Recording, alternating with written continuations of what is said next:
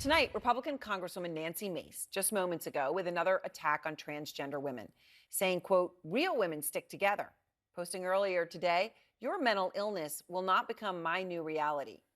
Mace, who has been vocal about being a survivor of rape and domestic violence, making it her mission to bar incoming Congresswoman Sarah McBride from using female bathrooms at the Capitol, reportedly posting more than 300 times on the subject in just 72 hours. It leaves no time for sleep. And making videos like this one. You can see her here, ripping down transgender flags around Capitol Hill. And the thing about this is, you would think this would just come from a deep place within, but it doesn't appear to. It's a stark contrast to what K-File has uncovered from her past. Just listen.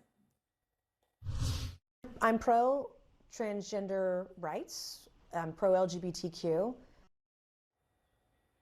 saw the date on there. Last year. Andrew Kaczynski of K-File joins me now. I mean, it's pretty incredible. Someone who's posting, what did you say, 300 times in hours of anti-trans content just a year ago was saying what she said right there and saying, actually, I know that she supported children deciding their own gender identity. Yeah, that's right. As recently as just last year, right, she was saying that she was pro-transgender rights. She was saying she was open to children exploring their gender identity. And she said she was open to, male children using female pronouns, wearing dresses, or basically, exploring their gender identity. And this was sort of striking like a moderate tone for Republicans, because she was saying at the same time that she was against things like hormone blockers, and surgery, but she was open to them exploring their gender identity in many ways. And her being a moderate on this issue really goes all the way back to 2021 when she first came into Congress. Now, her district, when she first got elected in 2020, was sort of a moderate district. Then it got changed to a more conservative district in 2022, and that's where you saw her shifting her rhetoric on a whole bunch of issues. But at that time, she sponsored the Fairness for All Act, and that was essentially a Republican bill that would have outlawed or banned discrimination based on sexual orientation or gender identity. It did have carve-outs for religious institutions. And I want to read what she said at the time, because it is just so different than what she said today. She said, quote, I strongly support LGBTQ rights and equality.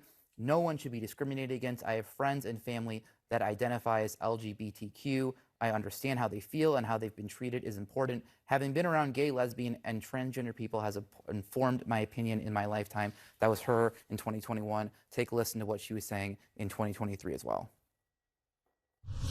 I'm pro-transgender rights. I'm pro-LGBTQ. Just don't go to the extreme with our kids. Now, if they want to take on a different pronoun or a different gender identity, or grow their hair out, or wear a dress, or wear pants, or do those things as a minor, those are all things that I think most people would support. Be who you want to be, but don't make those permanent changes when it's a child. They may decide as an adult, hey, instead of being Johnny, I want to be Jill. That's okay, but let them figure that out and make that decision when they can consent. It's just an incredible shift to see what she's saying there and what she is saying now in recent days. When did her position start to shift? It's really unclear. It's sort of all over the place, because even a month after that interview, she spoke out against transgender women in women's sports. So she's sort of been all over the place. Obviously, the catalyst for this was Sarah McBride getting elected. And like you said, hundreds of anti-transgender tweets. That is something that we did not see from her at all until just this week. Listen to her just a couple of days ago. I just spoke at an event with a couple hundred people. Some trans lunatic tried to rush the stage and attack me. And he is just making the case for me that we don't want penises in women's spaces. F off. And I just had a woman come up to me and get in my face about it, and I told her to F right off. So I was texting with Nancy Mace. I was like, how do you square all this stuff? And here's what she told me. She said, I voted for gay marriage twice. I would do it again. I voted for pro-LGBTQ legislation, but I draw the line at women being forced to undress in front of men, or men using our bathrooms or any private spaces. So that's how she's sort of squaring with what she said then versus what she said now. All right, Andrew Kaczynski, thank you very much of K-File. And next, what's the one issue